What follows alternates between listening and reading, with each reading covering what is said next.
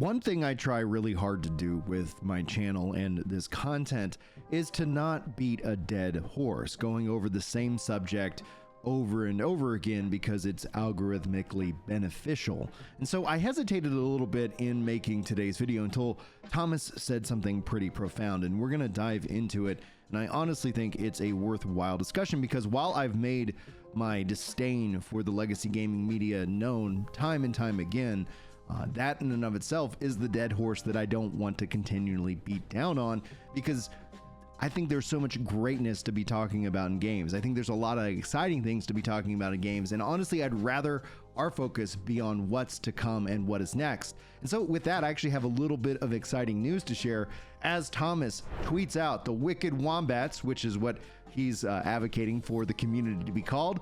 I'd love to hear your thoughts about that. I'm a little bit mixed, but here we are. The Wicked Wombats have done it, taking No Rest for the Wicked to a very positive rating.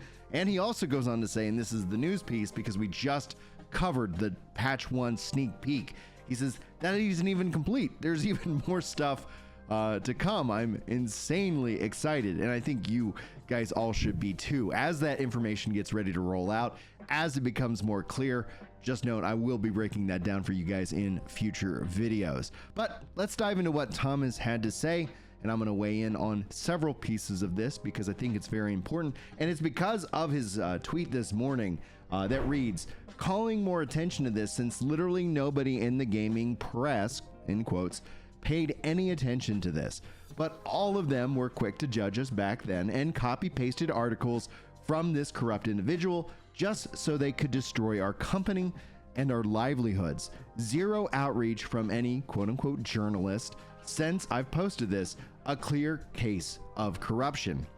And I think as gamers, if we're going to be honest, if we're going to have integrity, we need to talk about these things. Now, I'm going to always do my best to try and keep it at a good and honest pace. I'm not trying to farm you guys for views, but I am trying to speak truth to power and to educate people on what's going on, what are the thoughts, what are people saying, and that's a big part of the content that I make. Now, I do want to say a special shout out and thank you to you guys who liked the last video going through the shutdown drama that was being reported online. It did actually drop down to like 80%, so there was a big kind of negative kickback that does still happen to me from time to time. So thank you guys so much for rallying and bringing that video to a 90% like ratio. Now, that being said, Thomas has a little bit more to cover here, so let's get into it. So he continues, and yet these people still want to be called journalists because that title still holds a certain air of integrity. But I'm sorry, if you want to call yourself a journalist, you probably should act like one, which none of you folks have. Shame on you. So I appeal to all gamers out there. If you're still reading these outlets, just be aware of what they're doing. This isn't journalism. They're literally just trying to destroy the industry that we know and we love. And that's why I don't think journalist is the correct approach, the correct term. Because if we're going to be really truthful about all of this, myself included, we're fans. This is about fun. This is about gaming. This is about sharing that passion. We used to do that on the schoolyard. We used to talk about all this stuff back then, and now we have bigger platforms and, you know, wider reach to talk to more gamers out there. Gamers who love playing video games, who probably, like myself, are knee-deep in responsibilities, kids, work, all of the social responsibilities that each of us have. We don't have time to waste on this nonsense and this BS. This is a game that is being played for social media points. That's why I think the right term to use for these quote unquote journalists is actually tourists without quotes, because I don't think their intentions are true. Now, I want to be very, very clear in this sentence, because while it's very clear we can call to mind specific people, bad actors, grifters is probably the most appropriate term within legacy gaming media. I think it's also clear that there are also really good people, hardworking, who just needed a job and are working for these companies, most likely getting bullied and silenced as well. So I don't want to necessarily cast a stone that anybody who worked at any of these outlets is, you know, against us or against gamers or falls into this category. However, I do want to say that I hope that they, if they have integrity, are able to break free from that strike it out on their own and hopefully find a great level of success.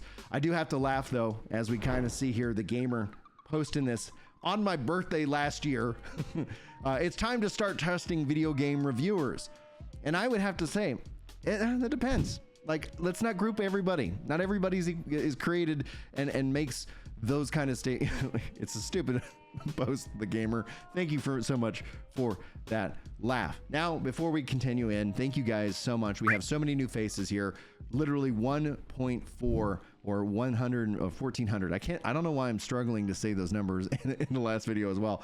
1,400 of you guys are new around here. Welcome in. I want to say a special thank you to Nevium, who had just subscribed, and they're enjoying the game themselves. So welcome in, guys. Sorry if I haven't been able to get to everybody who's new. I know I've been seeing the comments, and we'll try to keep that going. But these videos, as some people have let me know, kind of can run a little bit long, and I do apologize for that. Feel free to use the chapter markers to jump to whatever interests you the most, or otherwise, we'll see you around. All right.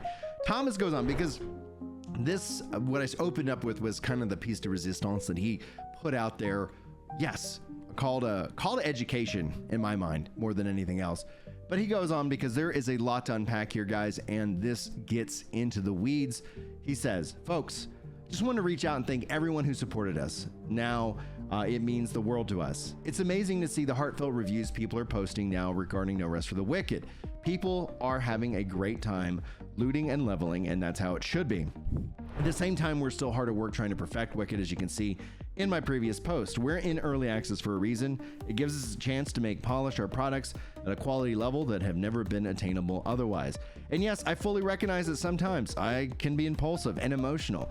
I'm a creative guy who loves his team and wants to make amazing products. And this is where I push back on the idea, because like, whenever stuff like this happens in the internet, the realm, you kind of see two arguments. Oh, he shouldn't address it because you're only feeding the trolls and that's only going to give them what they want. Or the other option is just shut up and make games, right? Like, we don't want any of this. We just want the good game. And now ultimately, I think I fall into the we just want, and that's really where actions, them making a good game, is the be all end all. But I do push back against the idea that Thomas should remain silent, because if he did, the argument would be like, well, he's not talking about it. Clearly he's guilty, right? So they set him up. They pin, and this is kind of the strategy for these tourists. They pin you into a lose-lose position where they're the only victor. Look at the article that I'm writing about this horrible person. I said this thing and they said nothing. It must be true. Or I said this thing and now they're fighting back. What do they have to hide? It is in and of itself, I think, again, while the word grift can be thrown around, especially in the internet terms, it does feel incredibly disingenuous.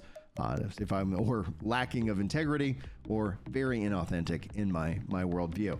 Anyway, Thomas goes on to say, English isn't my first language, and so it's frustrating every now and then when I say something and it comes out not exactly how I meant it. Apparently, I didn't quite know what detrimental means, and I can't read. Guys, I'm dyslexic, I do apologize. It does really make this a challenge sometimes. Anyway, and every so often when I wake up and to the press have taken some message from a Discord chat that I would just shoot in our community to frame the entire article around it while leaving out the context in which these statements were made. Regarding that, I think a legendary Drops just released an honest and fair take on this whole thing.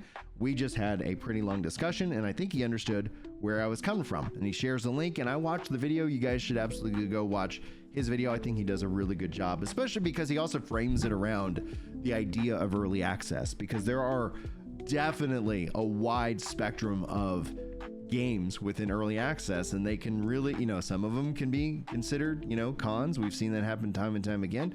We've also seen some incredible products, obviously. Borderlands, Baldur's Gate 3 has an example of that. Thomas, in reply to a quote tweet of his, goes on to say, I find it positively shocking that we have games journalists write scathing articles about us by lurking in our own Discord channels, literally trying to pick apart any sense that I'm posting in order to then create controversy. But when I post information like this that you should think would generate a huge reaction, since I'm making actual allegations that have been verified by high-profile members within our industry over the last 3 years, and not a single one of these journalistic outlets picks up on it, not even to make us look bad. It's amazing how blatantly obvious all of this is. One would think that some journalists should do some research. Now someone would try and chase the truth and follow the money, but nope. When it all comes down to the gaming press, it's actually show me some journalistic integrity. It literally none can be found, and there's a lot of reasons for this.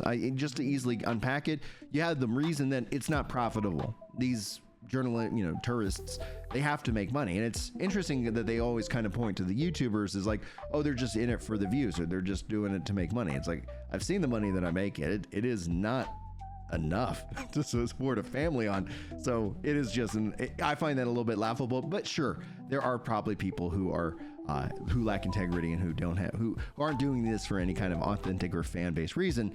That is also on the YouTube side. That being said, is that we know that that's how their business operates, and they've also utilized the business of games journalists to bully these various companies. Just remember, just go back in time any single year. They tried to do it to Final Fantasy 16. They've tried to do it to Wukong. They've tried to, we could be here all day just listing all of these various different hate campaigns, that these articles that get copied and pasted and regurgitated over and over again and reference themselves. It's not even real journalism. It's just like, oh, somebody said something online and we're going to take it at face value. That's why in the age of the internet, actions mean way more than words, right? You can tell me, you say, anybody can say anything online. Is it mean it's true? Well, that's going to be a part of the battle, because the unfortunate thing about humanity is, for a good portion of it, you tend to believe the thing that you read first. And so that's why, and we've seen this happen anytime there's been a cancellation attempt on somebody who has got some level of fame, some level of notoriety. The ones who survive it and grow from it are the ones who beat the story out. They come out first, giving their side of the story, so that when the article drops, people already have that baked into their minds. Anyway, human psychology, interesting thing, something to always kind of dive into. But Thomas continues. That's honestly a shameful display of if journalistic values would mean anything to these outlets. Heads should be rolling right around now. These are news outlets gamers are reading. They pin words a lot of you believe and will never seen a more blatant display of actual journalistic integrity. Isn't it a thing in the gaming press? Shame on you. That's 2 shames in one video. Here we go. Now, what's all this in reference to? So what really kind of kicked this off was, I think, a positive. Over on Reddit, of all places, Reddit, what an effing amazing game. They're talking about Thomas is just so thrilled, shares the article, but obviously this invites a lot of people. Let's break down the conversation. Again, me giving you the information, you make the decision. You make up your mind about what you want to take from it. Guthok writes, I think personally most people enjoy your game once they get into it. I think, though, they are using this account to promote the game while at the same time getting extremely political, and it makes supporting the game difficult. Picking a lane would very much help you. And Thomas says, I'm not trying to be political at all in any way whatsoever. I do not care about politics, and I don't want people to drag me into their political wars. I really support Thomas in this view, and I think this goes back to what I said earlier. I'm glad he's standing up for himself. I'm glad he's defending his position. The smart money is just to kind of roll over and, hopefully, a new controversy comes up. But I'm of the belief that if you're especially being targeted, you have every right to defend yourself. People are free to make up their minds. You're speaking publicly, but I actually respect the hell out of them for that. Anyway, Guthok continues. Well, you would give you some solid advice and say that your game was review bombed because you didn't have 5 trans characters, but rather review bombed poorly because tutorial enemies had 5 times too much HP. You're alienating people entirely unprovoked, and it's strange. And then Thomas goes on. He says, well, read up on why the campaign against us exists in the first place. This is a fact. We've covered it in the previous video. There is a targeted harassment and review bombing campaign that is going on against the game, and that does have an impact on sales. Anyway, Guthok says, you yourself said a failure to oversee the game before the breach release led to serious issues. The streaming community gave up on the game after a day, and it wasn't a conspiracy. I was kind of hoping you wouldn't be this way, but there are just people unhappy with the product.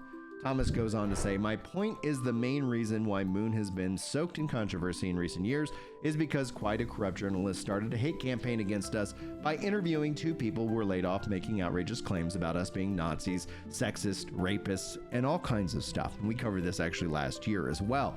What's humorous about all of this is Thomas and Jaron, Carol, in this case, you have an Austrian and, you know, an Israeli. Like, the idea, and I think probably Nazi is really grinds down at Thomas, rightfully so, right? Like, we've seen that just label thrown around.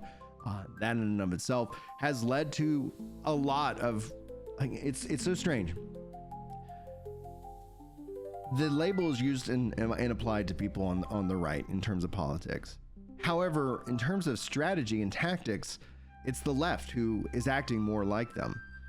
But, you know, people don't want to have that difficult conversation now, do they? Anyway, let's continue. Now, for the past 12 years before that happened, you only heard positive things about Moon Studios, so quite convenient how we were suddenly portrayed as the scum of the earth. After the article dropped, people from the industry reached out to inform us that the article was pinned in order to get unions into the game industry, and that Takahashi guy literally takes money from any source and then sells his voice, and nobody in the industry seems to care about that. He literally has been doing that since the 90s, accepting his book deals and other in-kind rewards then to write critically about this or that company.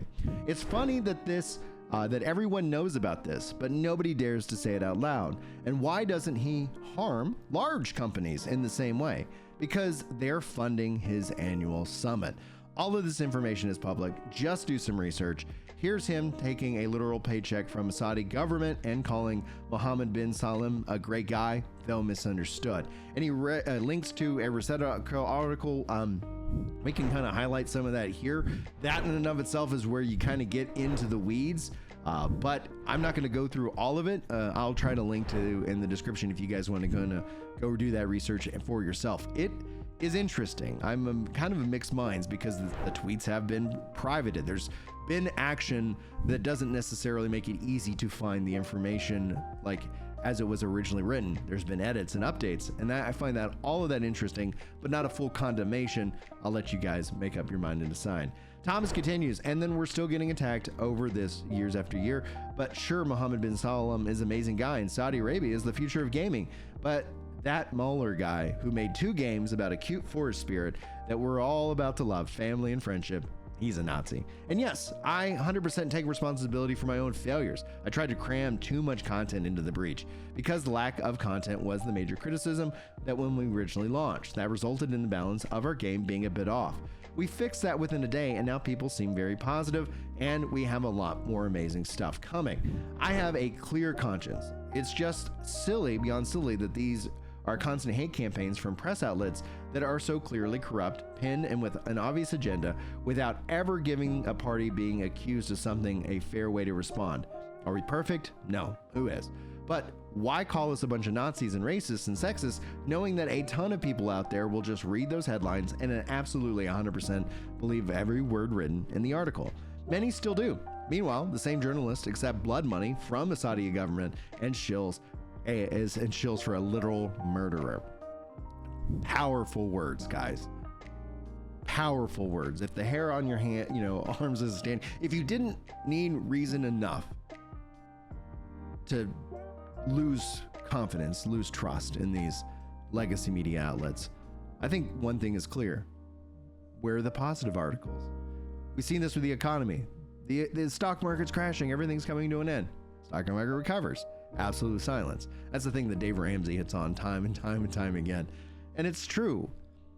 And we could talk about that. In fact, that's what we do, and we'll probably talk about it in live streams. If you're struggling with debt, guys, if you need help, I can help. I can give you some pointers. We paid off over $100,000 personally. I know that's not the key of this whole video, but I always try to remind you guys, pay off your debts, pay them off, because then you'll have leverage. Then you'll be able to fight back. Then things like this won't hurt so bad. Imagine if Moon Studios was knee deep in debt. These kind of things can ruin studios. And we know not all studios are self-funded. We know that's a fact. Anyway, we continue. Guthok replies, I very much do like the game in its current state, but I'll put this bluntly. You're Elon Musking this. You're asking people to enjoy the game in spite of you, not because of you. And I'm begging you to rethink being so political on Twitter. It's not a good look for your game. He says, I never ever said I want to talk politics. I'm a game developer, not a journalist. I do not care about politics and never have. I'll never make political statements. I'm not sure where you're getting from this. This is just Thomas defending himself. Like like Guthok, I think maybe let's be charitable to his point of view. Like, I think he's just saying, hey, like, knock it off. Right? He's making the argument that Thomas shouldn't be defending himself because it's ultimately hurting the game. I don't think that's actually true. I think it actually is probably benefiting the company by him being consistent. If he was always quiet, like if he always just kind of rolled over and then now he was choosing to kind of fight, but that's not the case. That's not who he is. I'm not going to expect him to be somebody he's not. In fact, I respect him for it even more. Now, what's interesting, I'm going to highlight this as kind of our final thought before we wrap up the video. Crushed says, I do not care about politics, never have. Yet, for some reason, you still have body type in the game. And Thomas says, we do not, which is true. That in and of itself, I think, is a fun way to kind of wrap it up for this video. There is a lot that you guys can go explore for yourselves. But the point is that, honestly, if we could all practice to try and just, I don't know, have some level of balance in the information we consume. I probably go too extreme. I tend not to believe anything I see online in the age of AI. I'm like, all right, like, I don't know if this video is real, if this audio is real. Like, I'm gonna let the truth, kind of work itself out. And we do see that happen from time to time. It's unfortunate because it does take the truth way longer to be able to reach the people and the masses. But time and time again, the truth, I believe, will ultimately prevail. Anyway, guys, I really do appreciate you spending some time with me today. We will be bringing more news-focused coverage, more guide-focused coverage of this game here as we continue rolling into patch number 1, ultimately multiplayer, and then sanely into that 1.0 release. So if you guys want to stick around and hang out, that's great. We'll be giving away copies of this game. I'll be streaming hardcore mode on Saturday mornings, and hopefully you can come hang out. We can have a good old family fun freaking time together. But anyway, until next time, guys, God bless and take care. Man is low, but coffee stocked. Lag in the living room, chaos in sight. But we're grinding XP through the sleepless nights. Gingerbread, hit that start. Catholic heart with the gamer's art. 6 kids deep, but the quest goes on. Press continue till the break of dawn.